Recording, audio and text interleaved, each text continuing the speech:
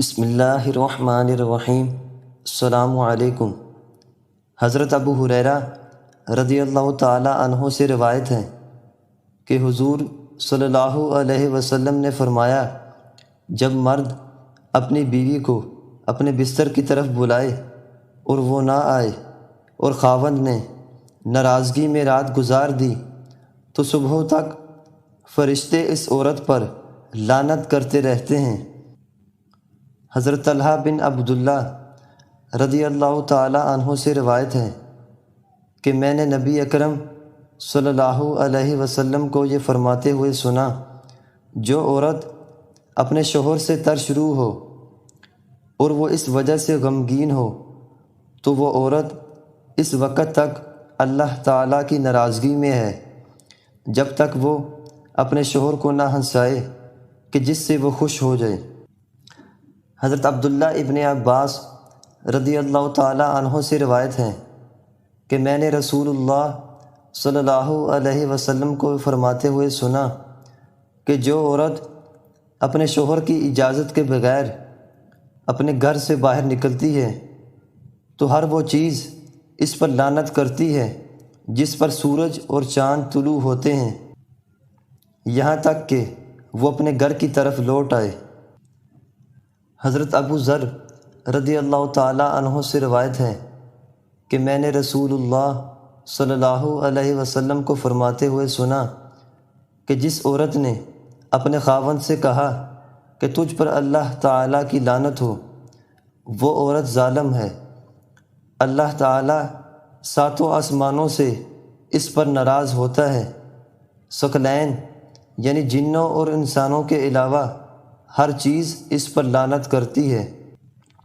حضرت عبد الرحمن بن عوف رضی اللہ تعالی عنہ سے روایت ہے کہ میں نے رسول اللہ صلی اللہ علیہ وسلم کو فرماتے ہوئے سنا کہ جو عورت اپنے خاوند کو نان و نفقہ جیسے معاملات کے لیے غمگین کرتی ہے جس کی اس کا شوہر طاقت نہیں رکھتا، تو اللہ تعالی نہ تو اس عورت کی فرض عبادت قبول فرمائے گا اور نہ ہی نفلی عبادت قبول فرمائے گا۔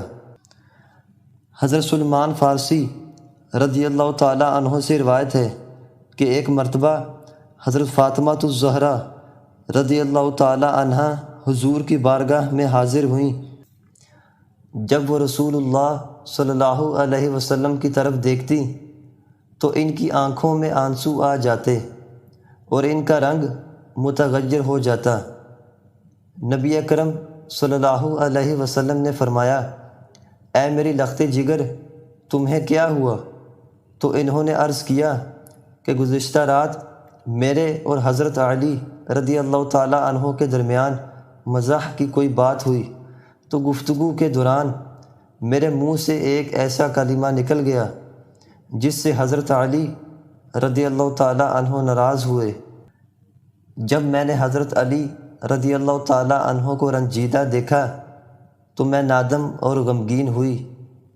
میں نے ان سے کہا کہ اے میرے حبیب، آپ مجھ سے راضی ہو جائیں۔ میں نے ان کے ارد گرد 72 چکر لگائے یہاں تک کہ وہ مجھ سے خوش ہو گئے اور وہ خوشی کے ساتھ میرے سامنے مسکرا دیے۔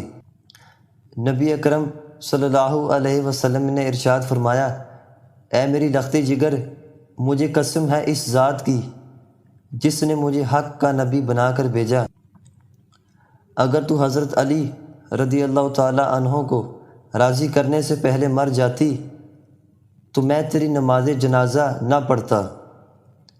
پھر حضور صلی اللہ علیہ وسلم نے فرمایا، اے میری بیٹی، کیا تو نہیں جانتی کہ شوہر کی رضا اللہ تعالیٰ کی رضا اور شوہر کی ناراضگی اللہ تعالیٰ کی ناراضگی ہے؟